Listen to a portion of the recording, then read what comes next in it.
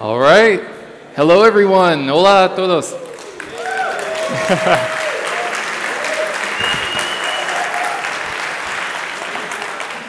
All right. So my name is David KHOURSHID, and I'm going to be talking about making state management intelligent. And first of all, I want a quick vibe check.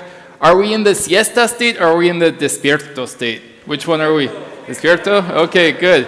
Maybe the siesta is everyone outside right now and inside. All right, I just want to make sure I want to make this exciting and fun. We're going to be covering a lot. You don't need to memorize it all. I'm not assigning homework or a test or anything. We're just going to be exploring some really fun concepts. So, first of all, my name is David KHOURSHID. Like I said, I work at Stately.ai, and we're going to be talking about two things, basically. State and AI. And so we're going to see how these make a really fun combination. Now, first, when we talk about state, we are at a React conference. There's many ways of doing state. There's use state, use reducer, my favorite, use effect, my least favorite, if you went to my talk last year, use context, and use sync external store, which should be used more often, but is really a weird sort of hook. And how many of you actually just mostly use state all the time? Okay, this is your fault, okay? You did this, you should be ashamed of yourself. Now, besides that, there's so many ways to manage state in React too. Personally, at Stately, we maintain the XState library, and that's what we're going to be going over. But one of the main points that I want you to take away from this is the idea of declarative states and events, and how just thinking in that can move your app towards a way where it could be made more intelligent. And so I'm going to show you exactly how we do that, because nowadays, users want more intelligent apps.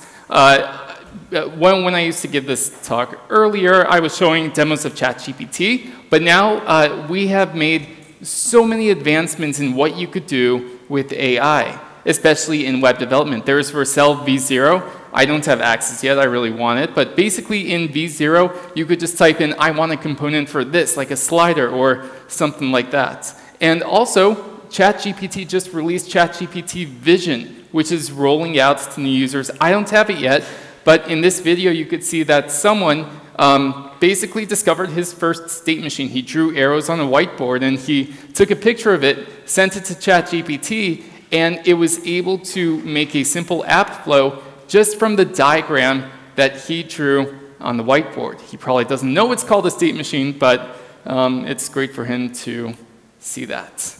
Now, a lot of companies are starting up doing AI, and we know that making API calls that are slow, expensive, sometimes wrong, and impossible to debug is suboptimal and bad coding practice. But if you use LLMs, it's called AI, and now your company is valued at $100 million. And that tends to be the state of things today. And so I want you all to have $100 million companies, so that's why we're going to be adding AI to our code. But as we know, LLMs and using chatbots and OpenAI, like, it's not enough. We need to do more than just chatbots, more than just talk to a text interface and have it spit out some more text for us. This is the direction that AI apps should be going in, where it's not just ChatGPT placed in a nice wrapper. And there's many really good articles on that very subject. Because nowadays, the way that many apps are incorporating AI into their products is more of an input-output thing. You ask it a question, it gives you an answer, you tell it something, and it gives you something back, like a summary or a description or something like that. The kind of AI that I'm more interested is AI that actually does something for you, where it executes multiple steps and eventually gets you towards a goal. And this is actually what made me start my interest in AI, because I was looking at things like, which I'll show you in the next slide, but there's things that are sort of incorporating LLMs into these agents type interfaces, such as Agent GPT, LangChain, and AutoGPT. And these agents go beyond just normal chat AI, and they actually perform tasks to accomplish a goal. So anyway, I was going to say that I saw lots of demos and read a bunch of papers on just this concept of basically using agents to actually accomplish things, and this goes beyond just LLMs. Like, for example, in this Mastering Atari with Discrete World Models, Google Research was able to train, using deep reinforcement learning, agents that are able to play games pretty much as good as human players. And the previous state-of-the-art was not very good at this. It didn't do as well as human players. But what these agents did was form a world model and an understanding of how the game mechanics worked. So just like a human would do. And then there's actual mechanic AI, where obviously you shouldn't be pushing robots around once they gain sentience. That could be really, really bad for us. But basically, these robots also use deep reinforcement learning to mimic behaviors and to achieve literal goals. So lots of really, really cool examples here. All right, so how do we create intelligent agents, or at least how do we get started with it? In my opinion, and I'm a bit biased, but I think that there's 3 things that we need. Now, obviously, there's many ways to create agents, but I really like these combinations of things because it provides a very solid framework. I know solid framework has been mentioned a bunch at Alicante, but you know what I mean, like a solid framework for creating these agents. First of all, it's state machines, and these provide determinism and explainability. You have a graph, which I'm going to show you, and it's just like a map of the world where you know exactly which paths you can take. Then there's reinforcement learning, and this is what allows state machines to actually learn in a way, using exploration and exploitation in order to optimize for a reward. And then there's large language models, which provides that interpretation of natural language and creativity. And so we're going to start with state machines. We're going to cover these 3 things. State machines, I feel like, are the original AI. When you play games such as Pac-Man, things like enemy behavior or opponent's computer behavior is typically modeled with something very similar to a state machine. So if it's not a state machine, it's either a bunch of if statements or it's something like a behavior tree or similar. And so one of my favorite examples is the enemy behavior in Pac-Man.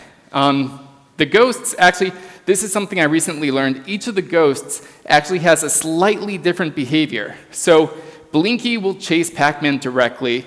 Pinky will try to predict where Pac-Man's going to go and intercept Pac-Man. Inky sort of works with Pinky, Inky works with Blinky and sort of tries to intercept, like, just put Pac-Man into a corner. And Clyde just sort of does his own thing. I don't actually remember. He just wanders around. And so this behavior could be represented by a state machine.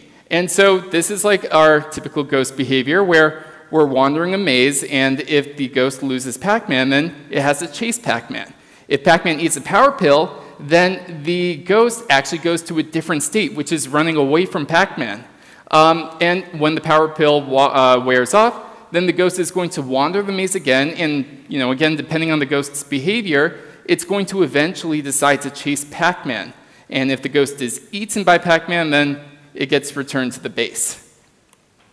So how do we actually represent state machines like this in code? Well, I'm going to give you a quick, probably 2-minute introduction to XState. How many of you have worked with XState before? All right, that is a lot of hands. I really, really like that. But for those who think, okay, maybe XState's too much of a learning curve, too confusing, let's try to do it in a couple minutes. This is XState. You import create machine from XState. And by the way, npm install XState, if you haven't guessed. You specify an initial state in create machine. And then in that state, you specify transitions. So for example, our initial state is wandering maze, and we have 2 possible events here. On lose Pac-Man, we could go to the chase Pac-Man state. And on Pac-Man eats power pill, we go to the run away from Pac-Man state. And then just lather, rinse, repeat. All the states are the same recursive structure. And then if you wanted to use XState in something like React, we have an integration package, xstate/react. You import the use machine hook from it, and then it's just like use reducer. So you have the state and the send that you destructure from what's returned from use machine, and you pass the machine in there. And then you could do things like just match against which state you're currently in. And you could also have context and things like that to get further data from your state machine. And you could send events. And these events are just like what you would dispatch with useReducer or with Redux if you've used Redux before. Exact same thing. So now you know XState. You have no excuse. All right. So now let's talk about reinforcement learning. Reinforcement learning is exciting to me because this represents how, or it forms a way of making state machines able to learn. And so a summary of reinforcement learning is an intelligent agent learns through trial and error how to take actions inside an environment. And this might be an environment unknown to the agents, and that's what that trial and error is about. And the goal of an agent in reinforcement learning is to maximize a future reward, just like hopefully what all of us are doing. So reinforcement learning, described in a state machine, we start by an agent just wandering around observing an environment. For example, coming to Spain for the first time and you're not sure how things work, where everything is, why things are closed in the middle of the day. And then you select an action. So basically you decide what you want to do based on the currently available actions. And so based on that, the environment will react depending on what you do. And then you observe what you do. So when you do something, if you get a reward, you're more likely to do that thing again. If you don't get a reward, then, it depends, you might do it again. Or if you're punished for it, so if you get a negative reward, then you're going to really, really shy away from doing that in the future. Now, bringing this back to the Pac-Man example, our environment is the maze. And this environment can actually change over time. The environment includes, by the way, all of the ghosts inside. So let's say that you're the agent, you're controlling Pac-Man, and the environment is just the maze and the ghosts. So when you eat one of the cherry things, I guess they're called, then the environment actually changes. The ghosts change, you can now eat the ghosts, you could do different actions.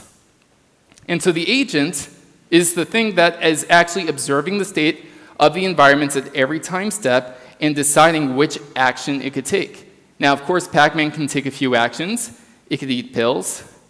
Are those pills? I don't know. Pebbles, whatever they are. It could be chased by ghosts. And hopefully you're running away from the ghosts. Or if you're in scatter mode, Pac-Man can actually eat the ghosts. And so your policy, you as an agent controlling Pac-Man, your job is to decide what to do to maximize a future reward. So for example, if you're at the very top of the maze and you keep pressing up, then that's not really going to do you any good. But if you decide to take an action where you're running away from ghosts and collecting these pills and these cherries, then you're going to maximize that future reward.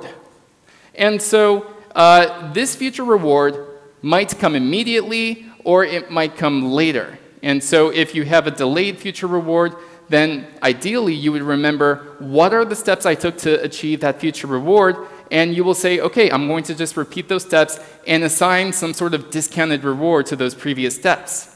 And so this is what is known as credit assignment. So in games, it's easy enough to see, okay, when I'm doing something, my score goes up. But sometimes in games, you don't know if you're doing something good or not until later. So in your mind, you have to think, was that a good move? And so you sort of assign yourself an internal score. This happens a lot in chess. You don't get points for capturing pieces or for checking the king or anything like that. Instead, your goal is to find a way to a checkmate, and once you do, you could backtrack and think, okay, the moves that I played contributed to me delivering a checkmate.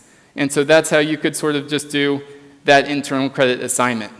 And basically, the goal of reinforcement learning is to essentially find the optimal path from one point to another point.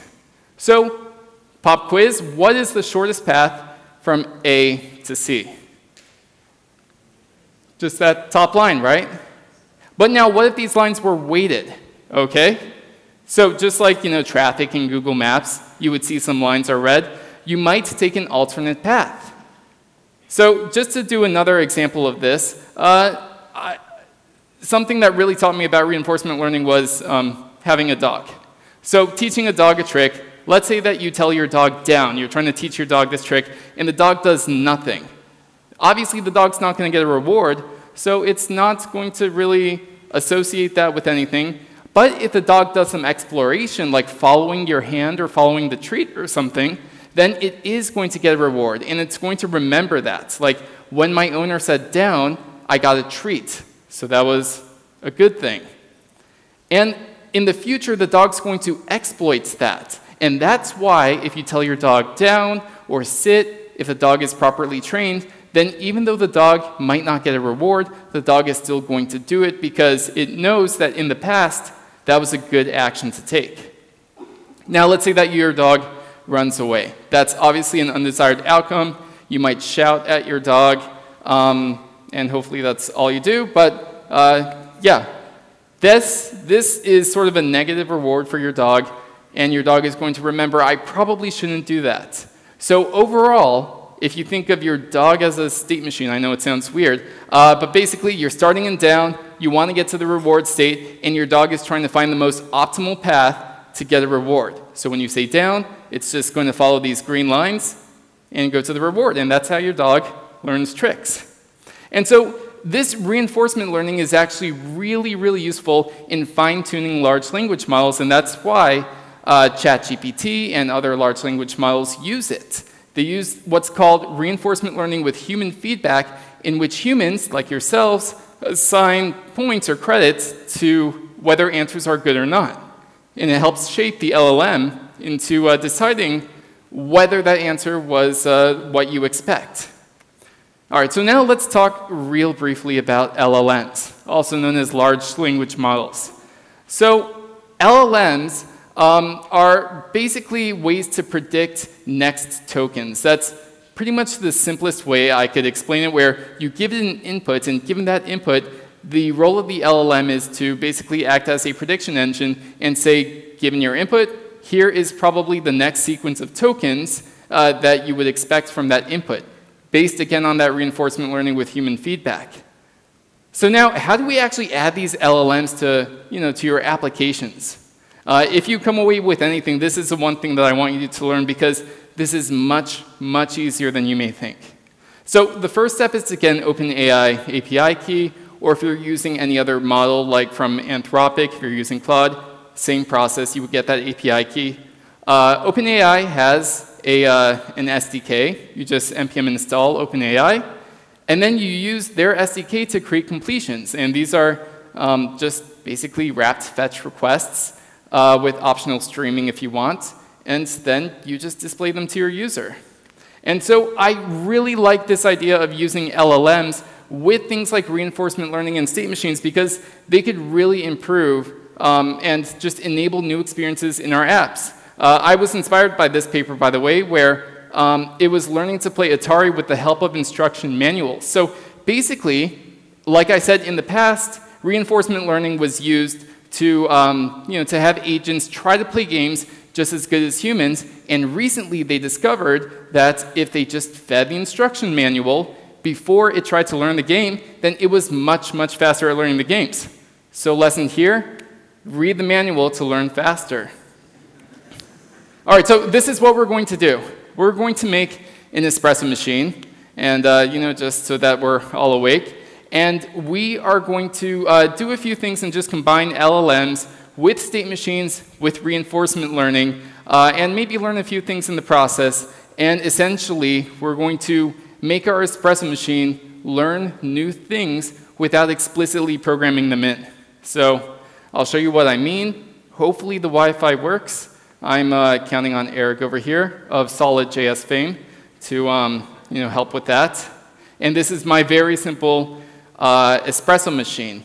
You could see over here, if I press start, then it's preparing the ingredients. The beans are whole, so this is my finite state, so I could grind the beans, and now the beans are grinding, and then the water, it'll be heating. And so basically, these are all the steps for an espresso machine to take. And then when the espresso machine is running, eventually it'll produce an espresso. And just to make sure you could see that, there's different actions or events that you could send, such as adding water, steaming milk, adding cream, adding chocolate. or you could just restart. So let me just real quick show you this machine.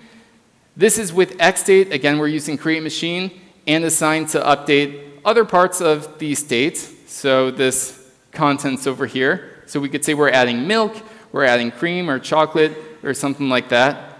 And I'm actually going to take this, I'm going to copy it over, and I am going to import it. Again, if the Wi-Fi works. I'm going to import it into stately.ai, and we're going to see what it looks like. So this is our state machine. We see that we start in the idle state. I could actually simulate this over here. And then the beans are grinding. And so basically, this is a state machine that describes the process of making espresso and preparing drinks and all of that. But one interesting thing is that if I search over here, you really can't see that, but if I search for something like, I don't know, cappuccino or cortado, like none of that exists in the state machine.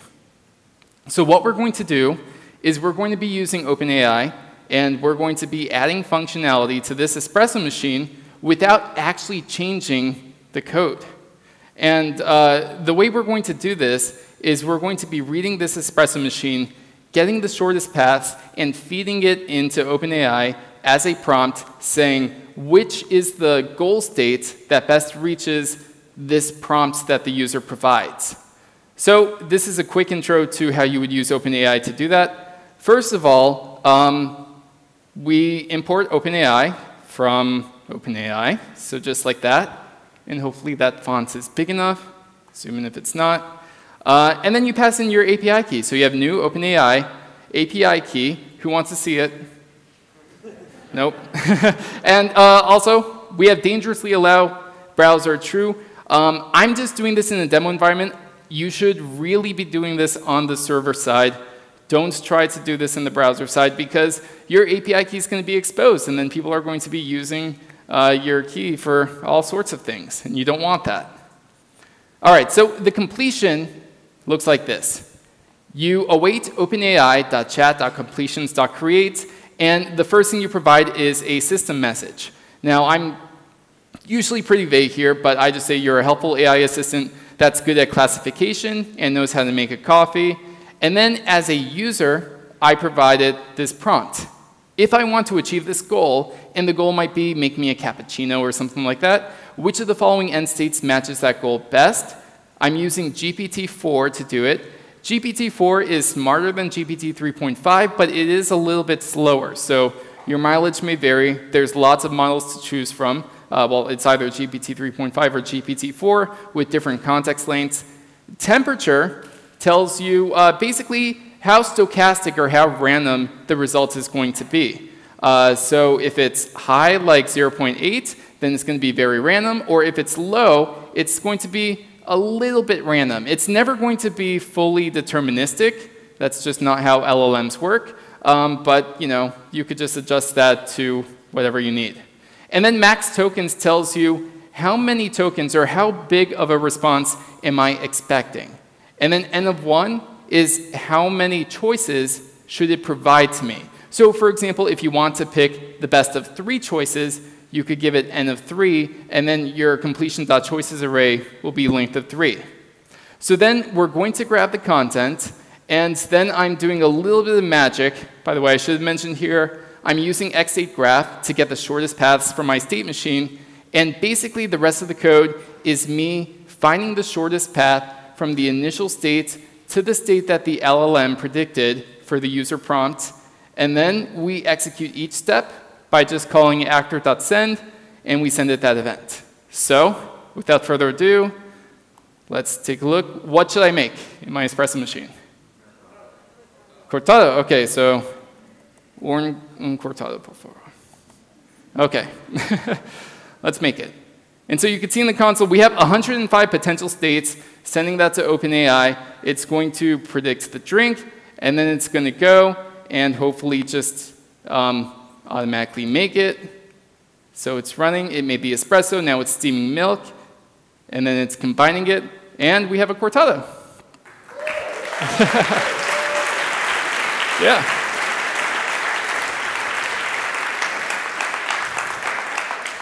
Oh, sorry.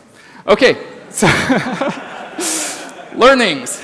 All right, so first of all, one of the biggest things that you should realize is that LLMs are unpredictable, and that's why we use state machines to help. But LLMs, by their very nature, they're unexplainable. You don't know what they're going to predict next, and you can't really see the inner workings of them. You can't really they're not going to give you the same answer every time. So if you want to try end-to-end or unit testing with an LLM, good luck. If you figure it out, please tell me how you do it. Also, event-based logic makes our apps more declarative. So you saw that I was able to basically program this agent to affect this app just by sending it events. And so it makes things a lot easier. I always talk about just how great events are rather than directly manipulating state. And so this is just one of those examples. Another learning is that state machines and reinforcement learning make these LLM agents more intelligent because we're basically providing guardrails for the agents to follow rather than just trying to have the LLM figure out its own path, which it probably will get wrong without a lot of fine-tuning. So I have a lot of future plans in playing around with this. First is state machine synthesis. If you remember Kevin's talk yesterday about mazes, you could basically consider your app a maze, and your app, basically at every time step, the user could do certain actions like filling out a form, submitting a form, just clicking certain buttons and things like that. And all of that could be mapped out. And essentially, it becomes possible for you to synthesize a state machine just by an agent exploring your application. And this opens the door to a lot of things like generating end-to-end tests and also just getting more visibility into what your users can and should or should not be able to do in your apps.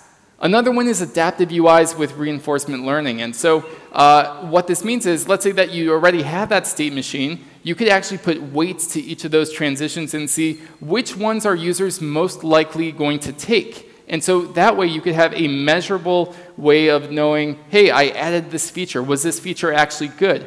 Or you could go the other way around and actually predict what the user is going to do next and create those adaptive UIs with that. There's also predictable LLM output. There's a lot of tools for this already, such as Microsoft has this thing called type chat, which allows you to constrain the format of what the LLM returns. And you could also use OpenAI functions for the same thing.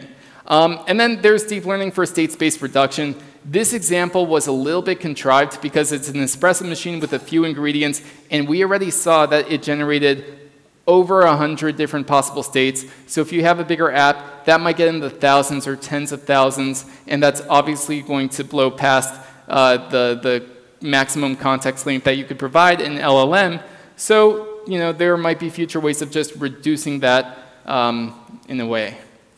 I also want to mention, speaking of future plans, that we've released X8 v5 beta, which was used in this demo. And if you want to try it out, then it is available at X8 beta. We have made a lot of improvements there. But more related to this demo, there's a couple of things that I really want to experiment with and share with you and document. I'll talk about Stately AI/agents in a bit. Afterwards, you could come and talk to me, and I'll talk about that. But basically, we want to create wrappers that make it really easy for you to use XState itself to create these prompt chains and things like that. And I also used X8/graph at beta in this demo, and it's not really documented yet, so I'm sorry about that, but the documentation is coming soon. And one more thing I want to show you, speaking of LLMs, is that, hopefully it's here, is that we're actually using LLMs in Stately itself to add new features such as generating flows. And so, for example, if I wanted to just generate a state machine like, try and think, an app for ordering coffee where users can order a cappuccino or cortado or Americano, just a bunch of things. And it can be delivered or picked up. Then I click generate. So what's happening over here is that we're using OpenAI with Next.js and React on the back end, and we're doing a bunch of prompt chaining, and wow, that was fast. So it actually created this state machine from that, and we could see that It doesn't always get it perfect, but it gets you to a really good starting point where, we're in the idle state. It shows that you could select a coffee, select delivery, you could confirm the order, and it processes the order is completed, and you could also go further than that and actually modify the flow using AI. So it's an experimental feature, but it just shows you how you could use OpenAI in your existing apps without really changing that much code. So yeah, with that, there's basically two ways to make your state management intelligent. First of all, on the state management side, declarative UIs such as React and what React provides you is really great. Declarative state management using events and having finite states really makes your app more capable to, just being either understood by your entire team or using it to generate things like shortest paths and graphs so that things like agents can more easily traverse it. And the general point is separating your app logic from your view logic. And, of course, intelligent. Like, AI is actually becoming table stakes for lots of apps nowadays. Many people want to just use AI in your apps. And so I'm just asking you, don't just add chatbots or things that you could chat with in your apps, but actually think beyond that and think, how can we actually make our apps help our users in a more intelligent way? And, of course, there's many different ways to do that, using LLMs, reinforcement learning, or like we showed today, using LLMs as minimally as possible, such as determining what future states we want our app to be in to help the users. So with that, thank you very much, React Alicante.